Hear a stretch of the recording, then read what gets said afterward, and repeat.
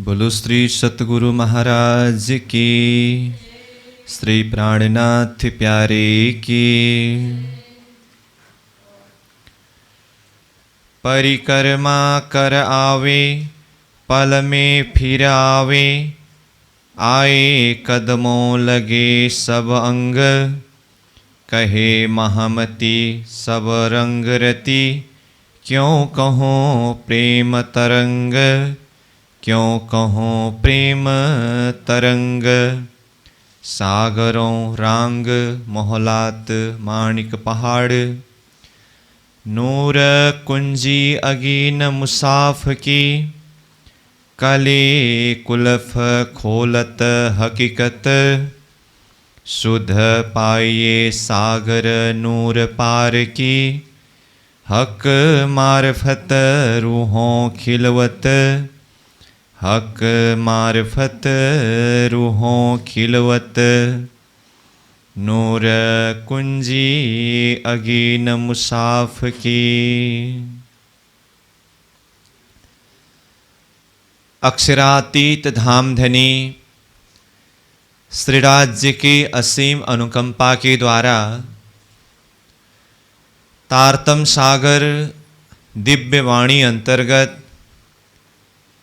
परिक्रमा ग्रंथ के ऊपर हम चिंतन करते आ रहे हैं।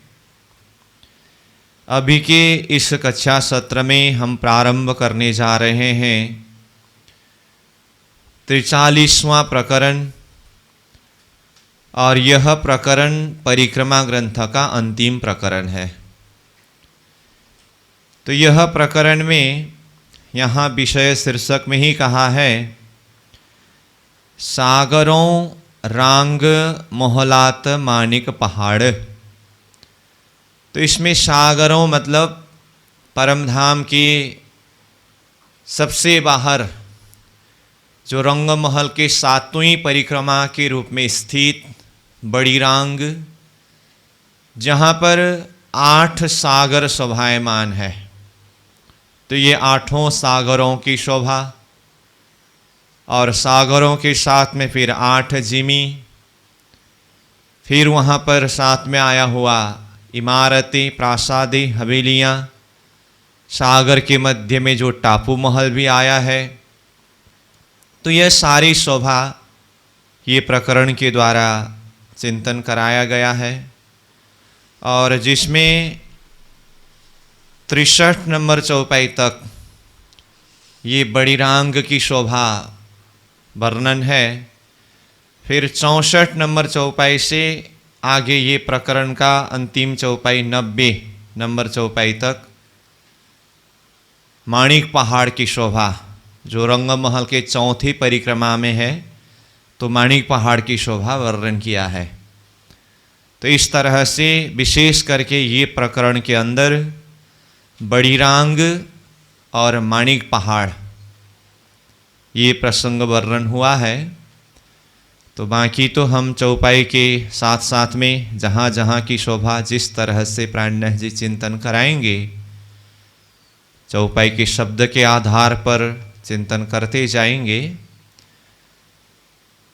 तो 8 सागर के प्रसंग को अगर कहें तो इसे तो पहले भी सारांश रूप में इसका वर्णन तो हुआ है, फिर भी ये बड़ी रांग की शोभा विशेष रूप से ये प्रकरण में वर्णन हुआ, तो उसको सारांश रूप में पुनः कहें तो बड़ी रांग रंग महल के 7वीं परिक्रमा के रूप में ये बड़ी रांग शोभायमान है,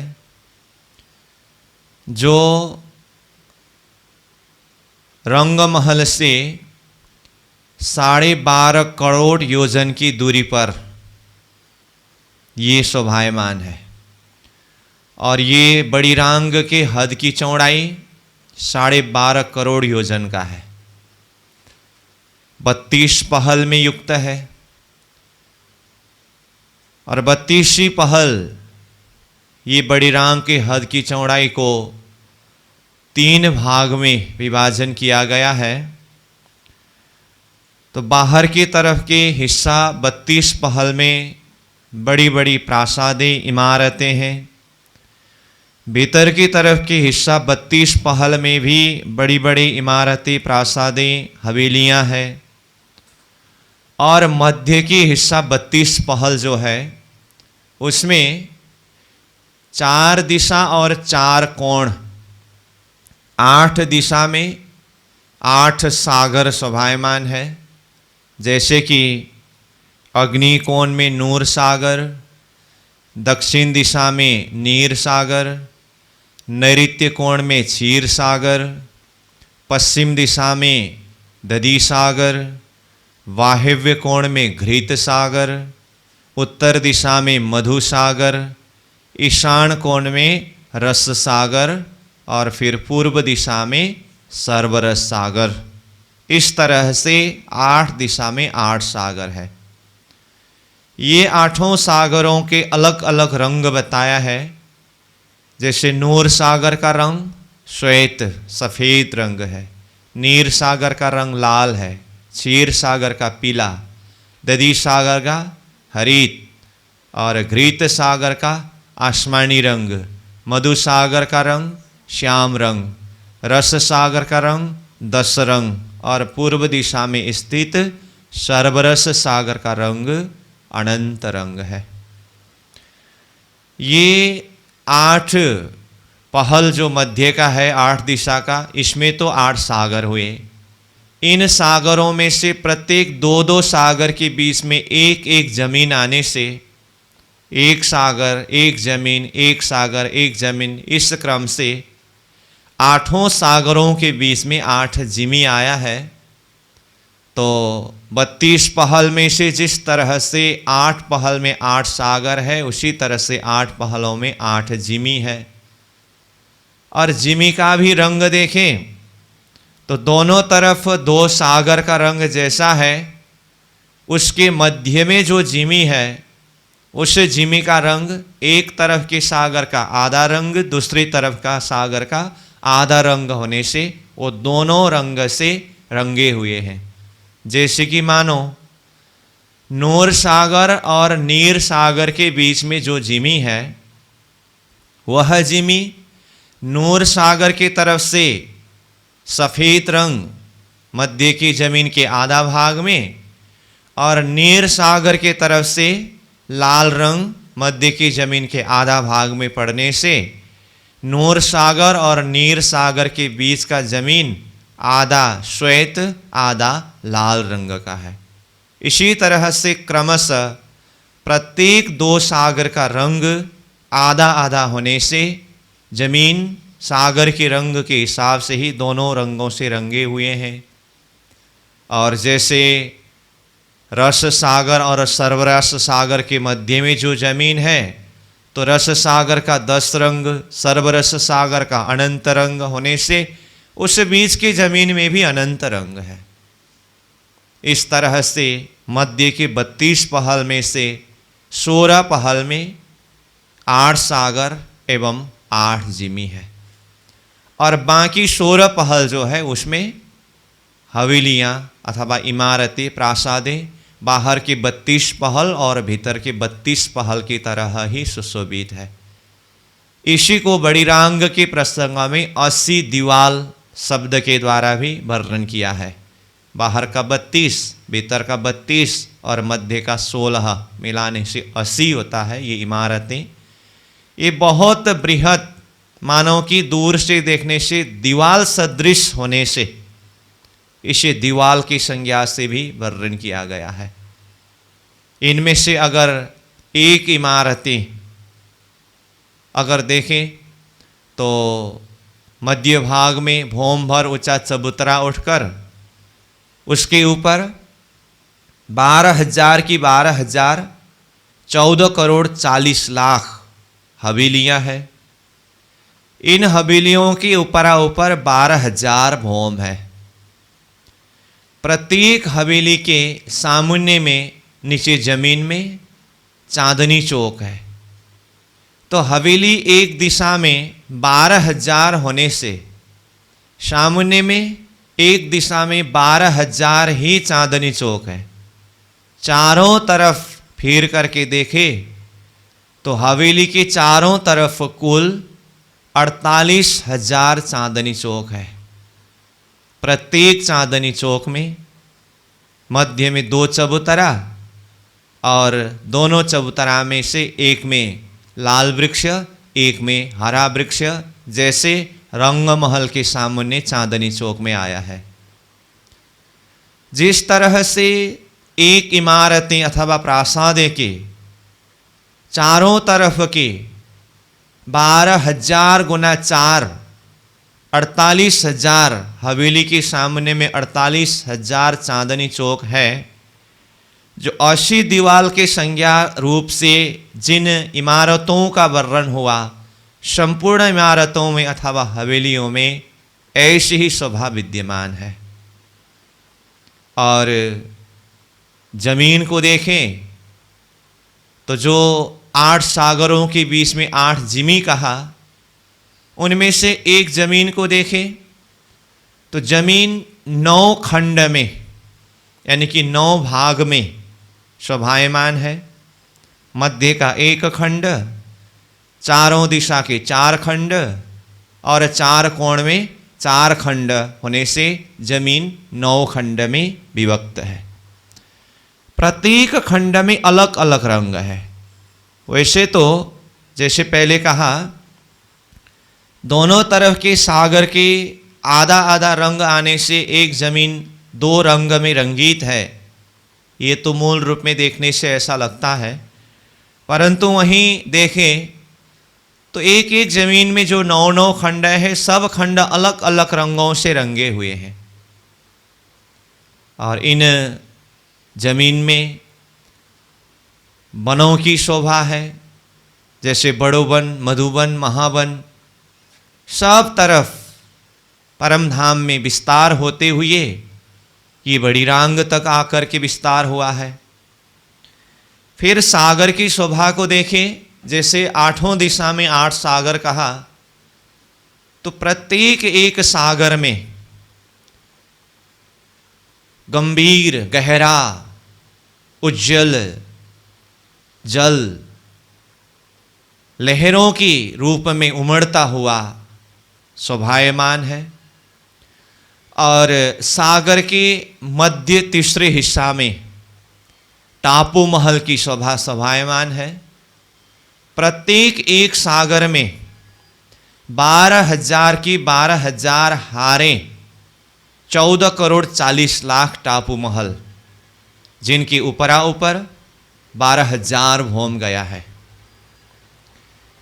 इन 12,000 की 12,000 हारें टापू महल के चारों तरफ देखने से वो जो हवेली की चारों तरफ के जो चांदनी चौक, और चांदनी चौक में हरेलाल वृक्ष शोभायमान था, चारों तरफ के वो चांदनी चौक सहित हरेलाल वृक्ष, टापू महल के चारों तरफ 12,000 ही ये चांदनी चौक एवं हरेलाल वृक्ष दृश्यमान हो रहा है।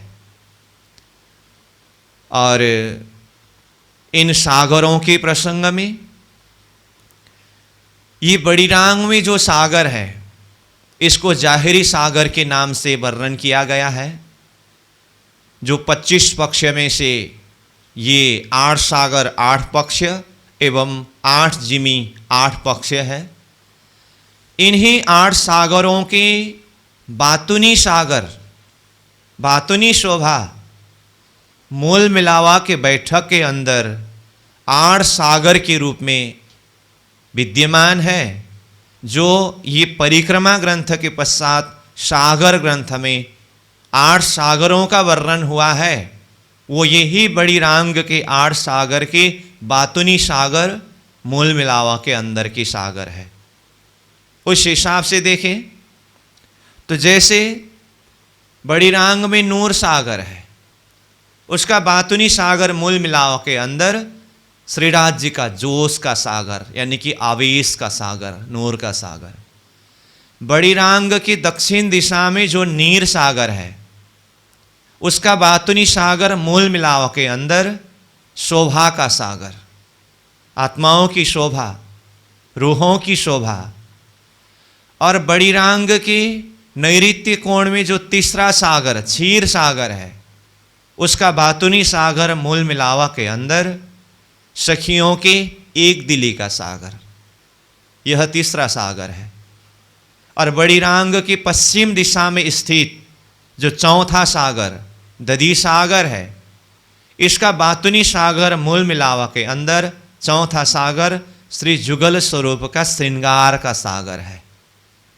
और बड़ी रांग में बाहिव्य कोण में स्थित घृत सागर है, उस घृत सागर का बातुनी सागर मूल मिलावा के अंदर इश्क का सागर यानी प्रेम का सागर है। और बड़ी रांग की उत्तर दिशा में स्थित मधुसागर जो छठा सागर है, इसका बातुनी सागर मूल मिलावा के बैठक के अंदर इलम का सागर यानी कि ज्ञान का सागर है। और बड़ी रांग के ईशान कोण में स्थित सातवां सागर जो रस सागर है, वही रस सागर का बातुनी सागर मूल मिलावा के बैठक के अंदर निश्वत का सागर यानी कि सनमंद का सागर है। और बड़ी रांग के पूर्व दिशा में स्थित सर्वरस सागर जो आठवां सागर है, इसी का बातुनी सागर मूल मिलावा के बैठक के अंदर मेहर का सागर यानी कि श्रीराज की कृपा का सागर, दया का सागर है। इस तरह से परिक्रमा ग्रंथ में जो 8 सागरों का वर्णन है वो बड़ी रांग में स्थित 8 सागर है। और सागर ग्रंथ में जो 8 सागरों का वर्णन है वो बातुनी सागर मूल मिलावा के बैठक के अंदर की शोभा वो सागर है। और ये बातुनी सागर का वर्णन प्रसंग जो हम सागर ग्रंथ में करके जो संकेत कर रहे हैं, चर्चा कर रहे हैं, परंतु ये परिक्रमा ग्रंथ में बड़ी रांग में जो 8 सागरों का वर्णन हुआ है, ये 8 सागर में रंग परिवर्तन का प्रसंग आता है। जो 8 सागर का रंग कहा ना, श्वेत रंग, लाल रंग, पीला रंग, हरित रंग, आसमानी रंग, श्याम रंग, 10 रंग और सर्वरस सागर में अनंत रंग करके, तो ये तो मूल रूप में 8 सागर का अपना अपना रंग है ही, परंतु ये प्रकरण जो हम प्रारंभ करने जा रहे हैं, ये 43 नंबर प्रकरण, यही प्रकरण में ही रंग परिवर्तन का प्रसंग आता है। जैसे वैसे तो चौपाई आगे आएगा, लेकिन मैं एक भूमिकात्मक हिसाब से ये संकेत कर रहा हूँ। तो ये 56 नंबर चौपाई और 57 नंबर चौपाई में 8 सागरों में रंग परिवर्तन का प्रसंग है। तो ये प्रसंग को खुलासा करने के लिए जरूरत है ये सागर के अंदर ही सागर ग्रंथ में चिंतन कराया हुआ अथवा वर्णन किया हुआ मूल मिलावा के अंदर के बातुनी सागर का प्रसंग, क्योंकि रंग परिवर्तन बड़ी रांग में रंग के आधार पर वर्णन आता है, परंतु उसका संबंध उसमें बातुनी भाव मूल मिलावा के अंदर की सागर से संबंध रखता है। उस अर्थ में परिक्रमा ग्रंथ में आया हुआ ये 8 सागर और सागर ग्रंथ में आया हुआ 8 सागर के बीच में संबंध पूरक है। तो ये प्रसंग भी सामान्य में चर्चा का विषय ये प्रकरण के अंदर बनेगा। तो ये तो सार रूप में बड़ी रांग की शोभा का प्रसंग बताया, और बाकी तो जैसे कि पहले ही कहा, ये 43वां प्रकरण में कुल चौपाई तो 90 चौपाई है, परंतु उसमें से ये 63 नंबर चौपाई तक अभी जो बड़ी रांग की शोभा 8 सागर का प्रसंग हम वर्णन कर रहे हैं, ये 63 नंबर चौपाई तक में ये शोभा वर्णन करेंगे।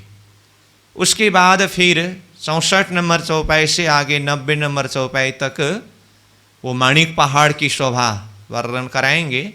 तो माणिक पहाड़ की शोभा को जब ये प्रसंग में चौपाई सामने में आएगा, फिर थोड़ा कुछ शब्द के द्वारा चिंतन करते हुए चौपाई के द्वारा आगे बढ़ेंगे।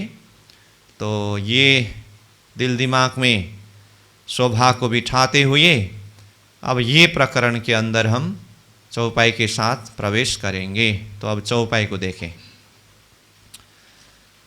नूर कुंजी अगीन मुसाफ की, काले कुलफ खोलत हकीकत, सुध पाइये सागर नूर पार की, हक मारफत रूहों खिलवत।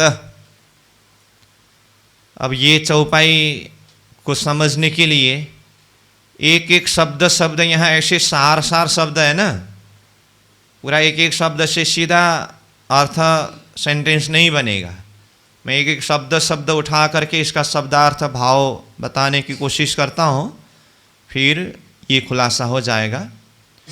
पहले कहा नूर। अब नूर कहने से जब सागरों का प्रसंग चल रहा है तो पहला सागर का नाम क्या है? नूर का सागर है। कहाँ है ये? अग्निकोण में। तो नूर सागर। अब बीच में कुंजी शब्द आया है, उसको थोड़ी देर रखिए, उसको अर्थ करेंगे। आगे बढ़िए।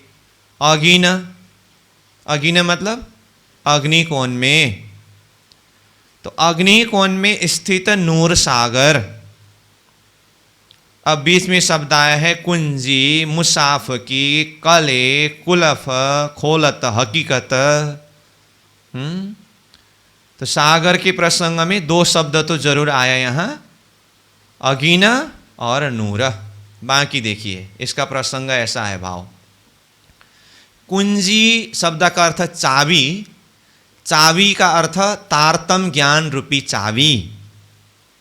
पहले तो शब्दार्थ के हिसाब से देखिए, हाँ, बाद में सेंटेंस बनाएंगे। फिर मुसाफ की, धर्म ग्रंथ की। मुसाफ शब्द का अर्थ धर्म ग्रंथ। धर्म ग्रंथ कहने से वेद, कतीब सब, कलाम, अल्लाह या हदीस, शास्त्र, पुराण या वेद, ये सब सुख मोमिन ले वही, हक रसना का भेद। या कुरान या पुराण, ये दो कागज प्रमाण, या के मगज मायने हम पास, अंदर आए के खोले प्राणनाथ। तो चाहे कुरान हो चाहे पुराण हो, यानी कि वैदिक ग्रंथ हो या कतीब ग्रंथ हो, ये दोनों तारतम के लिए साक्षी देने वाला ये ग्रंथ है। इसलिए कहा या कुरान या पुराण, ये दो कागज प्रमाण, तारतम को प्रमाणित करने वाले, साक्षी देने वाले ये ग्रंथ है। इसलिए यहाँ पर मुसाफ की मतलब धर्म ग्रंथ की, वेद कतीब की। अब क्या आगे? रहस्य को खोलने वाली कुंजी, तारतम। तो पहले भी आया था ना, कुलफ और कुंजी। तो कुलफ क्या है? कुलफ है ताला। कुलफ का अर्थ ताला। तो ताला क्या है? धर्म ग्रंथ ताला है, तो वो अपने आप खुलता नहीं, तो उसको खोलने के लिए क्या चाहिए? चाबी चाहिए। तो चाबी क्या है? कुंजी, तारतम रूपी कुंजी। फिर आगे देखिए, काले कुलफ खोल हकीकत। काले अक्ल। अक्ल मतलब बुद्धि। खोलने के लिए अक्ल चाहिए कि नहीं चाहिए? अक्ल के द्वारा क्या करेंगे? कुलफ। कुलफ मतलब आगे वो पहले मुसाफ शब्द आया ना, मुसाफ रूपी कुलफ मतलब धर्म ग्रंथ रूपी ताला को खोलत हकीकत, उसकी हकीकत वास्तविकता को खोलत, खोलते हैं अथवा खोल रहे हैं। किसके द्वारा? कुंजी तारतम रूपी चाबी और कले खोलने की अक्ल अद्वैत बुद्धि के द्वारा। अक्ल मतलब यहां कौन सी बुद्धि की बात है? अद्वैत बुद्धि, जागृत बुद्धि, यानी परमधाम की बुद्धि। तो क्या हुआ? धर्म ग्रंथ रूपी कुलफ को तारतम रूपी कुंजी के द्वारा अद्वैत बुद्धि रूपी कले मतलब कल बुद्धि के द्वारा खोलत हकीकत। हकीकत मतलब उसके वास्तविक रहस्य को, तात्पर्य को खोलत खोल रहे हैं। अब सीधा शब्द में कहे तो सार अर्थ क्या हुआ? धर्म ग्रंथ रूपी ताला को तारतम रूपी चाबी और अद्वैत जागृत बुद्धि रूपी ज्ञान के द्वारा इसके हकीकत वास्तविकता को खोल रहे हैं। इस तरह से अर्थ बनता है। अब आगे देखिए, शुद्ध पाइये सागर नूर पार की। ये तारतम रूपी कुंजी के द्वारा और अद्वैत जागृत बुद्धि रूपी बुद्धि से मुसाफ रूपी कुलफ के हकीकत वास्तविकता खोलने से शुद्ध पाइये सागर, ये सागर की शुद्धि प्राप्त होता है। मतलब ये सागर के विषय में शुद्धि होता है, जानकार होता है। तो अब ये शुद्ध पाइये सागर तीसरे चरण में आया ना, तो कौन सा सागर? अब ऊपर पहला चरण का दो शब्द को उठा के ले आइए। अगिन अग्निकोण में स्थित नूर सागर, नूर सागर की शुद्ध पाइये, शुद्ध प्राप्त होता है। अब नूर सागर का शुद्ध प्राप्त होता है का मतलब मैं यही एक चौपाई के शब्दों का संबंध जोड़ करके अर्थ खोलने के लिए वो अग्निकोण का नूर सागर बोल रहा हूं। बाकी तो आठों दिशा के आठों सागरों का शुद्धि प्राप्त होगा। समझ में आ रही है बात? नूर और अग्नि शब्दों को मैं तीसरे चरण में ला करके अर्थ कर रहा हूं। तो क्या हुआ? अग्निकोण में स्थित नूर सागर का, यानी कि यहां से समझने क्या है? आठों दिशा में स्थित आठों सागरों का शुद्ध पाइये, शुद्ध प्राप्ति होगा मतलब जानकार होगा, ज्ञान होगा। कब? फिर ऊपर चलिए, जागृत बुद्धि और तारतम रूपी कुंजी के द्वारा मुसाफ रूपी कुलफ के हकीकत खोलने से। इसका अर्थ, शास्त्र के अर्थ खोलने वाला सामर्थ्य किस में है? तारतम रूपी चाबी में है।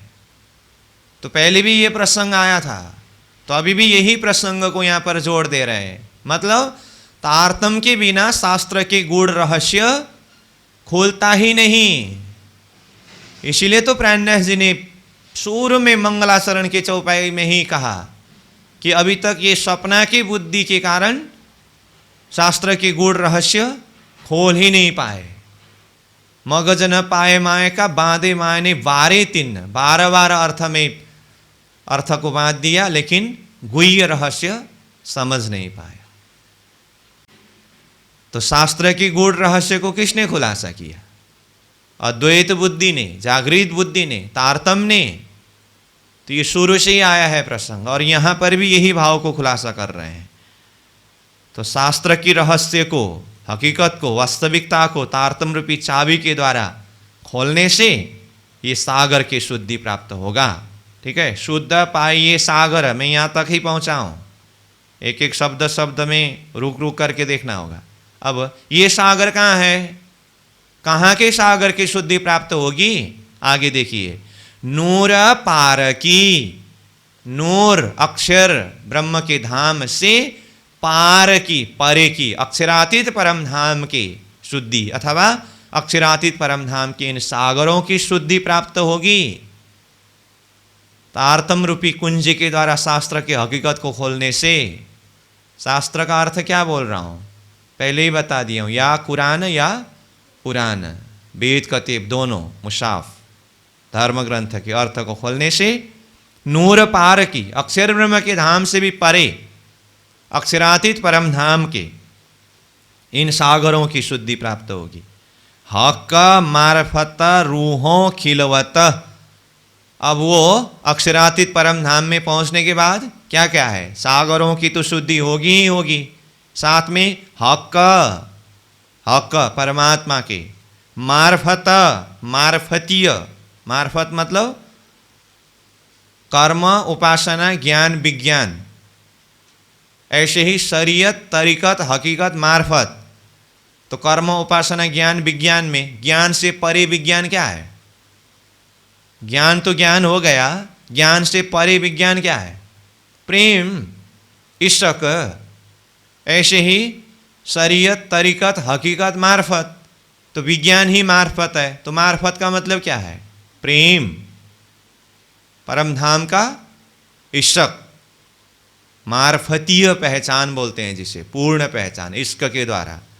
तो हक का मार्फत, हक का परमात्मा के मार्फत इश्क प्रेम, और रूहों खिलवत, रूहों 12,000 ब्रह्म प्रियाएं कहाँ है?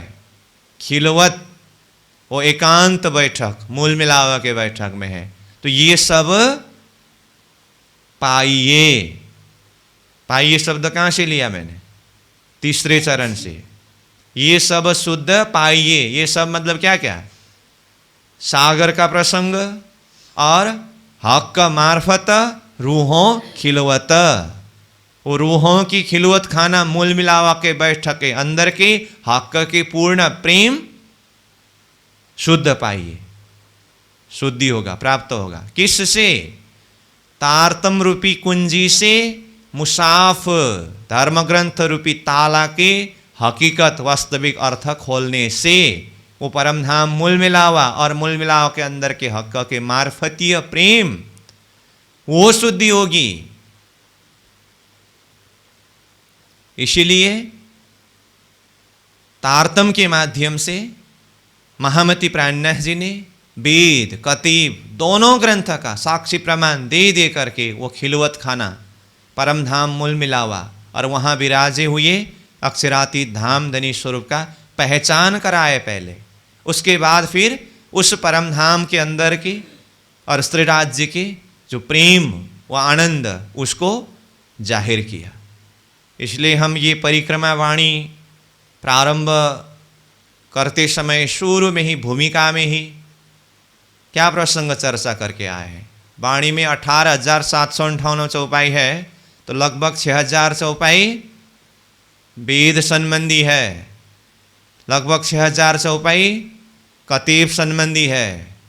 वेद और कतीब दोनों के द्वारा साक्षी प्रमाण देते हुए सार सोई खुदा सोई ब्रह्म, वो पूर्ण ब्रह्म परमात्मा अक्षरातीत स्वरूप का लक्ष्य बोध अथवा पहचान कराया है।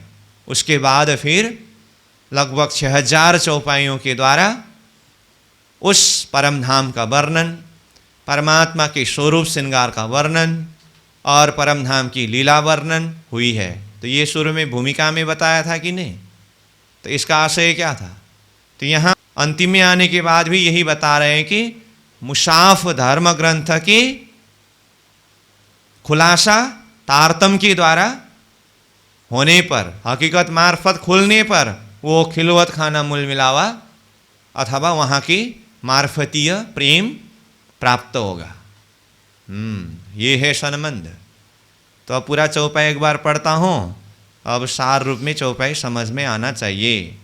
ठीक है, अब सिर्फ पढ़ता ही हूँ मैं, खुद अर्थ शब्द शब्द से दिमाग में बैठ जाना चाहिए। नूर कुंजी अगीन मुसाफ की कले कुलफ खोलत हकीकत शुद्ध पाइये सागर नूर पार की हक मार्फत रूहों खिलवत। हो गया। एक एक शब्द शब्द के ऊपर व्याख्या होने के बाद ही वो सार रूप में अर्थ खुलासा होगा। या शब्द शब्द जोड़ करके सेंटेंस बनाने लगेंगे तो नहीं होगा। इसलिए इतना व्याख्या करना पड़ा इसके ऊपर। बाकी तो भाव से तो आपको सब पता है ही। अब इतना होने के बाद सार रूप में समझना ये है। अब ये शास्त्र के रहस्य तारतम के द्वारा खोलना और मूल मिलावा के वो मार्फतीय प्रेम को प्राप्त करना, ये तो है ही। और इसी चौपाई के अंदर से समझने का सार चीज़ ये है कि परम धाम के अग्निकोण में नूर सागर है, ये तो समझना चाहिए। क्योंकि दूसरे चौपाई में सीधा दक्षिण दिशा में नीर सागर से शुरू करेंगे ना, तो फिर यहाँ पहला चौपाई ज़्यादा शब्द व्याख्या होने से नूर सागर ही न छूट जाए, तो वो मुख्य रूप में पकड़ में आना चाहिए। तो पहला चौपाई ने क्या बताया? अग्निकोण में नूर सागर बताए। हाँ, अब चलते हैं दूसरा चौपाई में। अब तो सहज पड़ेगा। एक नंबर भी कठिन तो नहीं था, फिर भी कुछ ज़्यादा शब्द आने से उसको थोड़ा व्याख्या करना पड़ा। अब बाकी आराम से आगे जा सकते हैं। पढ़ूं दूसरा चौपाई। नूर दक्षिण सुख सागर, नूर वाहिदत मुख नीर, पाइये मार्फत मुसाफ की, अरस अंग असल शरीर। नूर, नूरमय सागर। कौन सा सागर? नीर सागर। कहाँ है?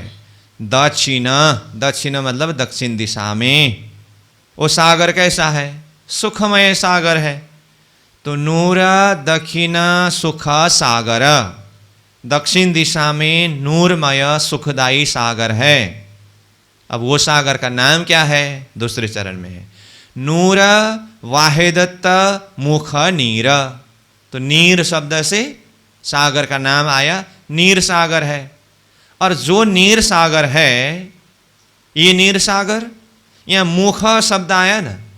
अब ये मुख शब्द से क्या समझना होगा? सखियों की शोभा। इसीलिए मैंने पहले ही संकेत किया था, है तो बड़ी रांग के सागर, परंतु इसके साथ में संबंध जुड़ता है मूल मिलावा में बातुनी सागर, आठों सागर के। तो ये नीर सागर का बातुनी सागर सखियों की शोभा का सागर है। तो सखियों की शोभा का सागर में शोभा तो अब सब अंग प्रत्यंगों में शोभा तो होता ही है, फिर भी सबसे अधिक शोभा का दर्शन होने वाला अंग कौन सा है? ये मुखारविंद। मुखारविंद है ना। हाँ, तो इसीलिए मुख मतलब सखियों की मुखारविंद की शोभा का सागर, ये नीर सागर। और वाहिदत मतलब वाहिदत अद्वैत। आत्माएं सब अद्वैत भाव में है, परमधाम सारा अद्वैत भूमि है। इसलिए ऐसे वाहिदत अद्वैत भूमि परमधाम के दक्षिण दिशा में स्थित नीर सागर, जो वाहिदत मुख अद्वैत परमधाम के आत्माओं की मुखमंडल की शोभा का सागर है। अब इसमें भी और थोड़ा सा अगर बता दूं, वैसे चौपाई के हिसाब से सामने में आ रहा है, तो चौपाई का सीधा सीधा अर्थ तो जा रहा है, लेकिन कुछ प्रसंग आपको सूत्र बताऊं तो नीर सागर सखियों के मुखमंडल की शोभा का सागर कहा। तो कैसी शोभा? और ये नीर सागर का रंग कैसा है? लाल रंग है। तो सखियों की शोभा का सागर नीर सागर, लाल रंग। ये लाल रंग ही होने में कारण क्या है? अब एक तरफ नीर कहा है, वास्तव में देखें तो नीर का रंग कैसा होता है? हैं? अब साइंस के हिसाब से कहे तो नीर का यानी कि पानी का कोई रंग ही नहीं होता है, रंगहीन गंधहीन कहते हैं। फिर भी दूर से देखने से नीर यानी कि जल का रंग कैसा दिखाई देता है? जैसे जमुना जी, हाउसगोसर तालाब को देखिए कैसा दिखाई देता है, नीला रंग है ना। तब तो फिर नीर सागर का रंग तो नीला होना चाहिए था, लाल रंग बताया है। तो क्या रहस्य है इसमें लाल रंग होने में? तो ये बातुनी सागर के अर्थ पर नीर सागर का रंग लाल रंग हुआ है वास्तव में। देखिए, तो बातुनी सागर मतलब क्या कहा? मुख। सखियों के मुखारविंद की शोभा। तो मुखारविंद में क्या शोभा है? तो देखें, सागर ग्रंथ में जो दूसरा सागर में सखियों की शोभा का सागर वर्णन किया है, मैं वहां से लेकर के ये थोड़ा सा सूत्र बता रहा हूं। सखियों की शोभा मूल मिलाव की बैठक में है ना, उनकी मुखारविंद की शोभा। अब इसमें व्याख्या तो ज़्यादा ही है, फिर भी अगर मैं कम शब्द में सूत्रवत रूप में कहूँ तो खेल देखने के लिए मूल मिलाव के बैठक में बैठे हैं ना सखियाँ, तो आत्माओं के हृदय के अंदर दो भाव उमड़ता आ रहा है। दो भाव क्या? खेल देखने की इच्छा भी उमड़ता आ रहा है। उसी इच्छा के कारण ही धनी के साथ में इश्क रब्द प्रेम संवाद करते करते मने कि हमको 3 बेर तब हम मांग्या फेर फेर फेर, ये सब हुआ। जब धनी ने मूल मिलावा के बैठक में बिठाने के बाद अंतिम समय में ये कह दिए कि मैं तुम लोगों को खेल दिखाऊंगा दिखाऊंगा दिखाऊंगा, तुम लोग खेल में जा करके भूलोगे भूलोगे भूलोगे। ये प्रसंग तो याद है ना। तो जब ये बात धनी ने कहा, अब आत्माओं के ये हृदय की स्थिति, और हृदय की जो स्थिति है, भाव जो है, वो कहाँ पर झलकता है? मुखमंडल में झलकता है। खास ये शोभा हृदय की शोभा है, परंतु वो हृदय की शोभा भाव में, चेहरा में, मुखमंडल में झलकता है। इसलिए हृदय में अब क्या हुआ? तूफान। खेल देखने की इच्छा है, और धनी ने कहा अंतिम में भूलोगे भूलोगे भूलोगे। तो इस अवस्था में आकर के भी धनी बोल रहे हैं कि भूलोगे भूलोगे भूलोगे, तब तो फिर खेल हम लोगों ने जैसा सोचा है इतनी सहज वाला नहीं है। तो ये अवस्था में अब आत्मा के हृदय के अंदर की शोभा कैसी हुई? खेल देखने की इच्छा और परम धाम को भूलने का डर। तो ये शोभा जो है महामती प्राणनाथ जी ने सागर ग्रंथ में दूसरा सागर का वर्णन करते हुए कहा है, और दूसरे सागर के प्रसंग में 3 नंबर चौपाई में है, देहेशत सबों जुदागिए का पर खेल देखन की चाह। इसका अर्थ क्या है? देहेशत सबों जुदागी का डर है, भय है, क्या? जुदागी का, अलग होने का, धनी से अलग होने का, सखियां एक आपस में अलग होने का दहशत, जुदागी का डर भी है, और खेल देखने की चाह, खेल देखने की चाह, इच्छा भी है। अब देखिए तो ऐसी अवस्था में हृदय की स्थिति कैसी हुई होगी? डर भी है और खेल देखने की पूरा उत्कंठा, चाह भी है। तो यह पूरा दोनों भाव का एकदम मिश्रण, संघर्ष नहीं हो रहा है। अब ये स्थिति में आत्मा के हृदय के अंदर जो एक भाव उमड़ता आ रहा है, चाह भी है और डर भी है, तो ये स्थिति में अब सखियों की चेहरा कैसा होता है? लाल लाल हो गया। इसलिए सखियों की शोभा, मुखमंडल की शोभा, ये लाल लालिमा, ये नीर सागर का यानी कि शोभा का सागर का रंग लाल रंग है। ये हृदय का दर्पण क्या है? चेहरा है। चेहरा, चेहरा से सामने वाला का हृदय पढ़ सकते हैं। तो ये है मुखारविंद की शोभा।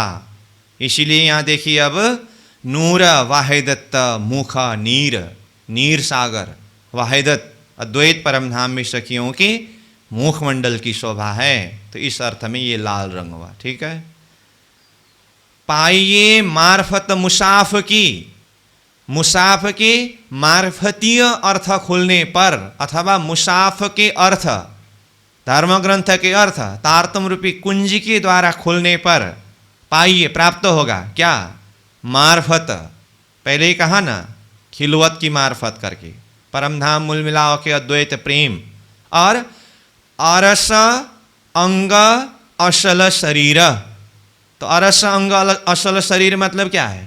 परम धाम के असली शरीर, मतलब परात्मा स्वरूप को प्राप्त कर सकते हैं, अथवा परात्मा स्वरूप में जागृत हो सकते हैं। क्या करने से? कुंजी के द्वारा, मुसाफ के अर्थ खुलने से। और वाहिदत खिलवत खाना के मार्फतीय प्रेम को प्राप्त करने से परात्मा स्वरूप का दर्शन अथवा अनुभव हो सकता है। ऐसा। चलो फिर दूसरा चौपाई को एक बार पढ़ देता हूं सार रूप में। नूर दक्षिण सुख सागर, नूर वाहिदत मुख नीर, पाइये मार्फत मुसाफ की, अरस अंग असल शरीर। हो गया। चलो 3 नंबर में चलते हैं फिर। नूर नैऋत्य अंग उजले, शोभा सुंदर सागर खीर, हक्का इलमा देखावे उर्फान, पिए इसक प्याले सुरधीर। अब ये चौपाई का सार रूप में देखे तो आपको क्या समझना है? सार समझना तो ये है, नैऋत्य कोण में क्षीर सागर है। पहला चरण में नैऋत्य शब्द आया, नैऋत्य कोण। दूसरा चरण में क्षीर शब्द आया, तो उसको पहले पकड़ना। बाकी भाव व्याख्या किया है। नूर, नूरमय, नूर कहने से यहाँ नूरमय है। फिर 8वें सागर में ये नूर नूर शब्द आया करके 8वें सागर में नूर सागर नाम मत जोड़िएगा। नूरमय, प्रकाशमय, पहले ही नूर का परिक्रमा आया तो हर एक वस्तु में नूर नूर आया ना, तो ऐसे ही तो नूर सागर है ही। नीर सागर भी नूरमय नीर सागर है, क्षीर सागर भी नूरमय क्षीर सागर, मतलब प्रकाशमय तेजोमय, इस अर्थ में नूर शब्द आया। तो नूर नैऋत्य, अंग उजले, उज्जवल है इसका अंग, शोभा सुंदर सागर खीर, संपूर्ण शोभा सुंदरता से भरपूर क्षीर सागर नैऋत्य कोण में स्थित है, विद्यमान है। हक इलम देखावे उर्फान, उर्फान शब्द का अर्थ है पहचान। हक की इलम के द्वारा इसका पहचान, देखावे मतलब दिखा रहे हैं, मतलब दिला रहे हैं। किसका पहचान? ये नैऋत्य कोण में स्थित क्षीर सागर का पहचान, हक के इलम के द्वारा, मुसाफ के अर्थ को खोल करके ये तीसरा सागर क्षीर सागर का पहचान कराया। और जब ये पहचान हुआ तो क्या करेंगे रूहें, आत्माएं? पिए इसक प्याले सुरधीर। जिसको हक के इलम के द्वारा इन सागरों का पहचान हुआ तो वो आत्मा पिएंगे क्या? इश्क प्याला, इश्क का प्याला, धनी के इश्क का प्याला कौन पिएंगे? शूरधीर, ऐसे शूरधीर आत्मा। शूरधीर मतलब परम नाम के आत्मा कितने शूरधीर है? शूरधीर मतलब शूरवीर, शक्तिशाली, सामर्थ्यवान, ब्रह्मांड को फोड़ करके जाने वाली आत्मा इतना शूरधीर है। यूं तैयारी कीजिए, आगे करनी है दौड़, सब अंग ईशक लेके निकसो ब्रह्मांड फोड़। इतने सहज से परम नाम पहुंचे हैं क्या? तो शूरधीर है ये आत्मा। तो हक इलम के द्वारा पहचान होने पर ये आत्मा ये परम धाम का इश्क का प्याला पिएंगे तो वो आत्मा ही शूरधीर आत्मा है। 4 नंबर। नूर दधि सागर शीतल, नूर पश्चिम अंग पूरन, ये सुख अतंत हमेशा, नूर वाहिदत पूर रोशन। ये चौथा सागर का वर्णन हो रहा है। नूर नूरमय, दधि सागर शीतल। दधि सागर, अब दधि शीतल ही होता है ना, तो सब सागर शीतल है। यहाँ शीतल शब्द आया तो फिर दधि सागर में ही शीतल है। ऐसा परम नाम के हर वस्तु में शीतलता है, तो दधि सागर भी शीतल है। एक एक सागर में एक एक विशेषता को बता रहे हैं, सब में वही समझना चाहिए। तो नूर दधि सागर शीतल, नूरमय शीतल दधि सागर कहाँ है?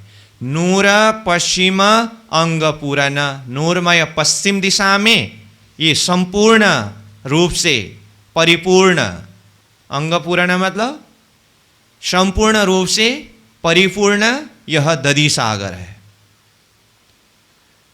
ये सुख अतंत हमेशा, अब ये दधि सागर का सुख अत्यंत है और हमेशा नित्य निरंतर अखंड सुख है। नूर वाहिदत पूर रोशन, नूरमय वाहिदत अद्वैत परम धाम में ये पूर मतलब सागर, पूर की भांति रोशन प्रकाशित हो रहा है। मतलब परम धाम के पश्चिम दिशा में यह शीतल नूरमय दधि सागर संपूर्ण सुख को निरंतर लिए हुए पूर्ण रूप से प्रकाशित हो रहा है। 5 नंबर में चलते हैं। नूर वायव बल पूरन, नूर जहुर समन सागर, परख पूरन सुख सुंदर, सब विध नूर नजर। नूर वायव बल पूरन, नूरमय बाह्य कोण में, बल पूर्ण मतलब संपूर्ण बल को लिए हुए, नूर जहुर समन सागर, समन मतलब इश्क, इश्क मतलब जाहिरी नाम में क्या है? 5वां सागर बाह्य कोण में, वो सागर का नाम क्या है? घृत सागर। तो ये घृत सागर को समन सागर कहा, इश्क का सागर है। नूर जहुर समन सागर, नूरमय इश्क का सागर अथवा घृत सागर है। कहाँ? नूर वाइब बाह्य कोण में। वो कैसा है? बल पूर्ण, संपूर्ण प्रकार से परिपूर्ण है, बलशाली है। और सागर है तो बलशाली तो होगा ही। परख पूर्ण सुख सुंदर, ये घृत सागर इश्क का सागर है। ये परख पूर्ण, पूर्ण पहचान है। किसके द्वारा? तारतम के द्वारा पूर्ण पहचान कराया ना। और सुख सुंदर, ये सागर में अधिक सुख है, अधिक सुंदर है। सब विध नूर नजर, सब प्रकार से ये नूरमय सागर नजर में दर्शन हो रहा है। तारतम ज्ञान के माध्यम से ये प्रकाशित कराया है। नूर मीठा मधु उत्तर, सुख अतंत अंगो अंग, ये विध जाने रस रसना, उपजत इनके संग। अब नूर मीठा मधु उत्तर, नूरमय मीठा मधु सागर कहाँ? उत्तर, उत्तर दिशा में। मधु कितना मीठा होता है? तो इसीलिए कहा नूर मीठा मधु, मधु सागर उत्तर दिशा में। सुख अतंत अंगो अंग, अंग अंग में सुख, अत्यंत सुख प्रदान करने वाला है ये विध जाने रस रसना। इसका विध प्रकार कौन जानते हैं? इसका रस रसना। मधुसागर है ना, मधुसागर। तो मधुसागर का रस कौन जानते हैं? रसना। अच्छा, मधुसागर का रस तो रसना जानते हैं। फिर मधुसागर का बातुनी नाम क्या है? इलम का सागर। फिर इलम का सागर का रस कौन जानते हैं? ये भी रसना जानते हैं। हाँ, कैसे? कैसे? अब आप कहेंगे इलम का सागर का रस तो श्रवण जानते हैं, कान से सुनते हैं ना। लेकिन हमने क्या कहा? इलम का सागर का रस भी रसना ही जानते हैं। अब आप कहिए क्या प्रमाण है? पहले चौपाई याद करने के लिए भी बोला था मैं। इन कहे से होता है रोशनी, आत्म पावत सुख। इतना ही संकेत कर दिया, बाकी आप खुद चौपाई खोल करके चिंतन करिए। सुनने वाला ज्यादा रस का अनुभव करेंगे या कहने वाला? ये परम नाम की बातें चर्चा करने वाला, ये ज्ञान चर्चा करने वाला ज्यादा रस का अनुभव करेंगे? बताइए, समझ में आई बात? हाँ, ये प्रमाण है कि श्रवण इंद्रिय के द्वारा तो ज्ञान का रस का आस्वादन करेंगे, लेकिन सुनने वाले से भी अधिक ये चर्चा करने वाला प्राज्ञ जी की चौपाई के द्वारा ही बताया है। तो ये इलम का रस भी रसना, रसन इंद्रिय ही आस्वादन करती है, अनुभव करती है। इस तरह से चिंतन करना होगा। तो ये विध जाने रस रसना, मधु का रस भी रसना जानती है और इलम का रस भी रसना ही जानती है। सदगुरु महाराज को अगर परम धाम की बातें चर्चा करने में रस नहीं आता तो फिर वो 9-9 घंटे तक क्यों मेहनत करते। चर्चा करने का रस ये तो अब जिसको अनुभव है वही महसूस कर सकते हैं। उपजत इनके संग, इनके संग, इनके संग में मतलब हृदय में उत्पन्न होता है, अनुभव होता है। 7 नंबर में चले। नूर अमृत सागर ईशान सुख शीतल सुंदर नूर नजर भर देखिए सुख सब बाहिर अंदर। नूरमय अमृत मतलब रस, यहाँ पर अमृत शब्द से रस का सागर है ना, अमृत सागर मतलब रस सागर। ईशान कौन सा कोण में है, ये ईशान कोण में है। सुख शीतल सुंदर, ये नूरमय अमृत का सागर जो ईशान कोण में है वो कैसा है, सुखदाई है, शीतल है, सुंदर है। ये सागर का विशेषता है, सुख शीतल सुंदर। नूर नजर भर देखिए, नूरमय नजर से ये रस सागर की शोभा को देखिए, हृदय में प्रेम को भर करके।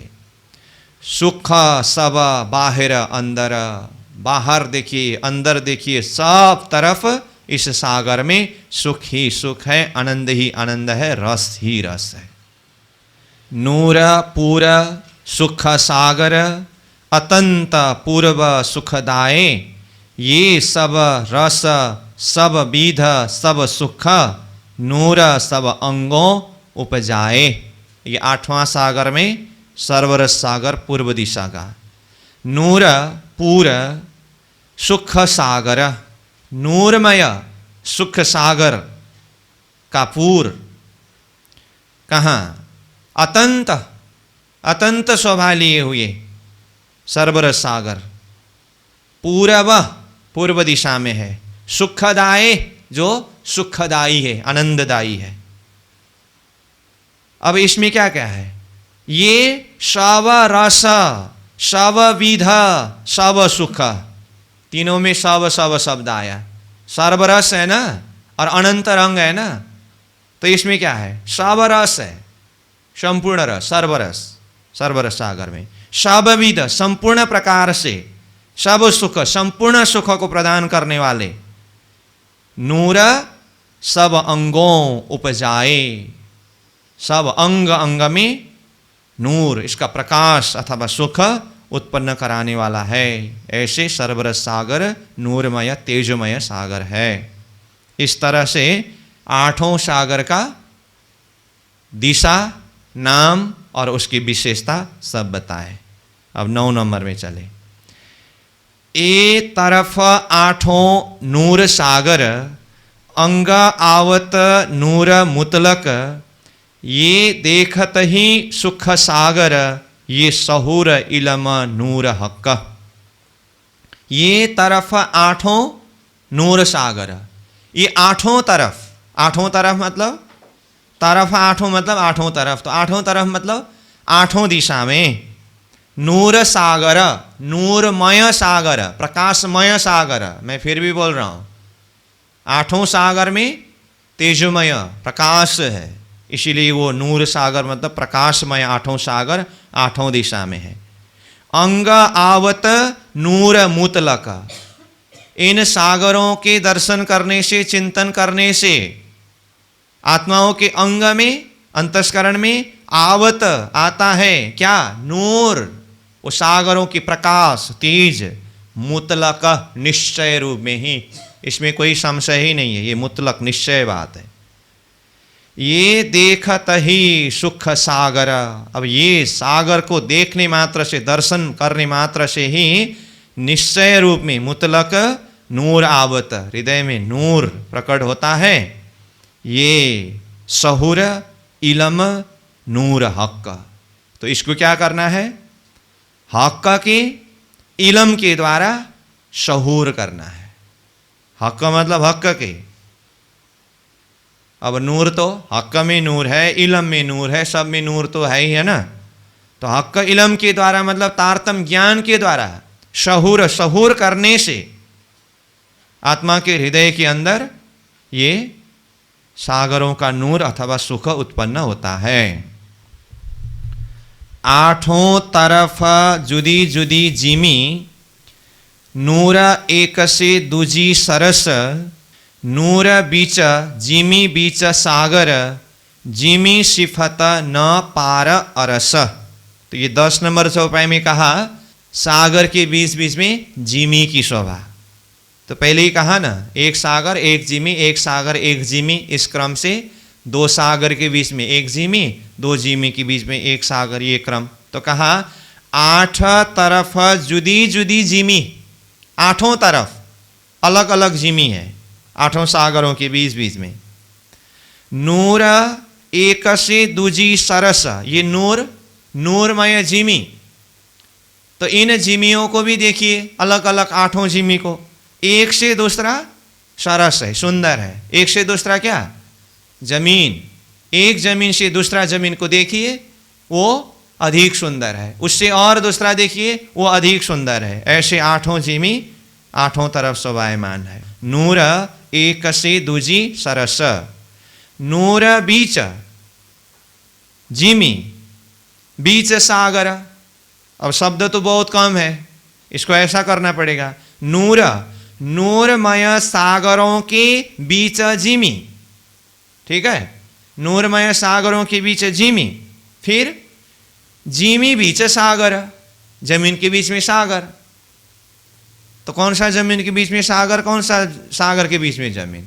तो वही जो क्रम से बताया, 2 जमीन के बीच में एक सागर, 2 सागर के बीच में एक जमीन, मतलब एक सागर एक जमीन, एक सागर एक जमीन, इस क्रम से। तो कहा यहाँ नूर बीच जिमी बीच सागर, जिमी सिफत न पार अरस।